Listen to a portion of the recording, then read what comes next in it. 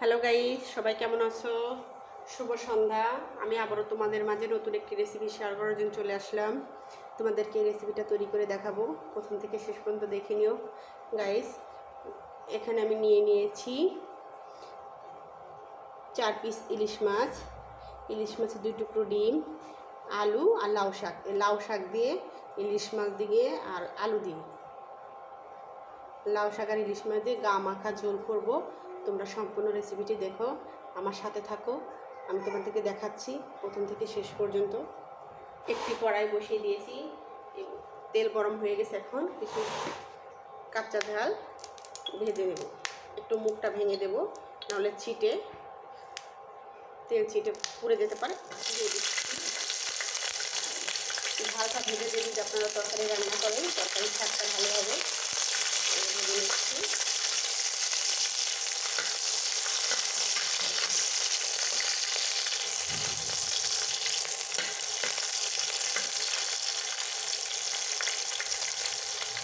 আমার বাবুরা খাবে, এই জন্য আমি ঝালটা কম দিচ্ছি। আপনারা আপনাদের মন মতো কম বা বেশি বাড়িয়ে নিয়ে নিতে পারেন ঝাল। ভেজে নিচ্ছি, আর একটু ভেজে নিয়ে তুলে নেব।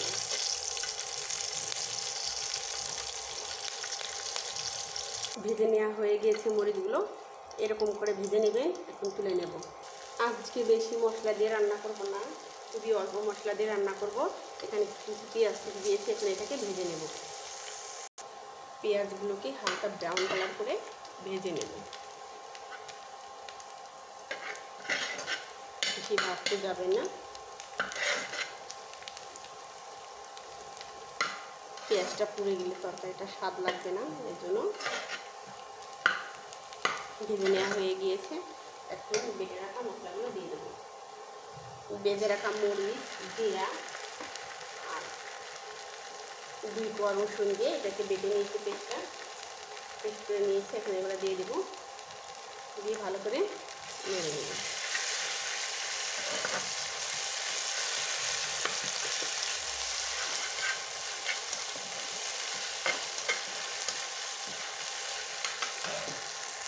এর মধ্যে দিয়ে দেবো 1 চামচ হলুদের গুঁড়া, দিয়ে দেবো ধনিয়া গুঁড়ো 1/2 চামচ, দিয়ে ভালো করে মিশিয়ে নেব। দিয়ে দেবো স্বাদ মতো লবণ,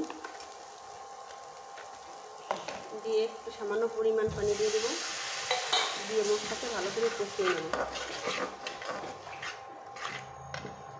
মশলাটা কষানো হয়ে গিয়েছে, এখন মাছগুলো দিয়ে ভালো করে কষিয়ে নেব।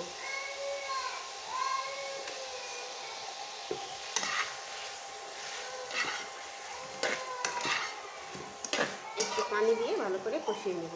দিয়ে দিচ্ছি একটু পানি, সামান্য পরিমাণ পানি দিয়ে কষিয়ে নেব ভালো করে। একটি ঢাকনা দিয়ে ঢেকে দিয়েছি, ঢেকে দিয়ে ভালো করে কষিয়ে নেব। ঢাকনাটা তুলে মাছটা নেড়ে নেব। নেড়ে দিচ্ছি।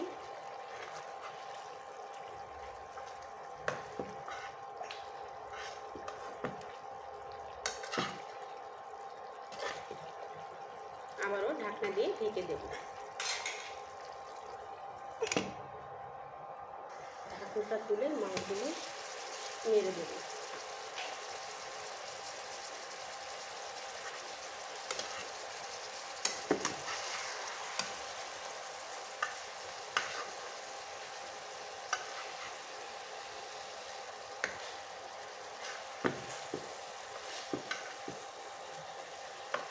নেড়ে দিয়েছি। মাছগুলো ভালো করে কষিয়ে নেব। এখন এর মধ্যে দিয়ে দেব আলু কেটে রেখে দিয়েছিলাম। মাছ যেহেতু অল্প, এই জন্য সাইড দিয়ে আলুগুলো দিয়ে কষিয়ে নেব। গ্যাস সাশ্রয় হবে, রান্নাও দ্রুত হবে। দিয়ে কষিয়ে নিচ্ছি।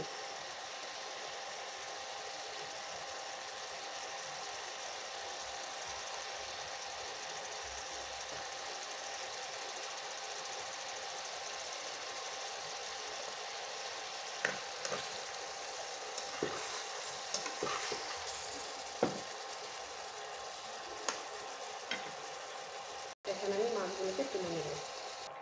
আমি এখন আলুগুলোকে ভালো করে কষিয়ে নেব।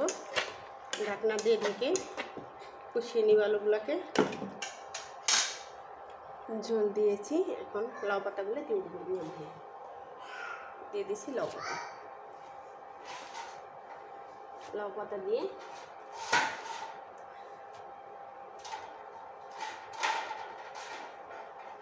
নিয়েছি।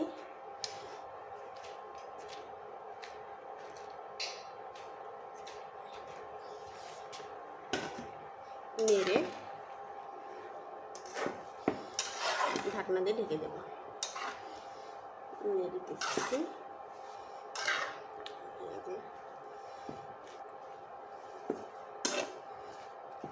ঢাকনা দিয়ে ঢেকে দেবো।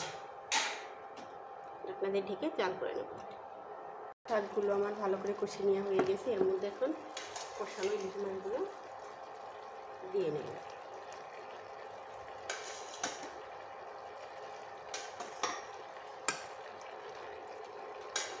দিয়ে নিয়ে পরিমাণ মতো পানি, এখন আমি পরিমাণ মতো ঝোল দিয়ে নেব। পরিমাণ মতো ঝোল দিয়ে নিয়েছি, এখন আরেকটু লবণ দিয়ে নেব। লবণ দিয়ে নিয়েছি, এখন ঢেকে জাল করে নেব। আমার ভিডিওটি যদি আপনাদের ভালো লেগে থাকে অবশ্যই লাইক কমেন্ট শেয়ার করবেন, সাবস্ক্রাইব করে আমার পাশে থাকবেন। পাশে থাকা বেল বাটনটি ক্লিক করে দেবেন। ঢাকনাটা তুলে এখন নেড়ে দেবেন। মাছগুলোকে এখন উঠিয়ে দেবো, একটু উঠে নিচ্ছি।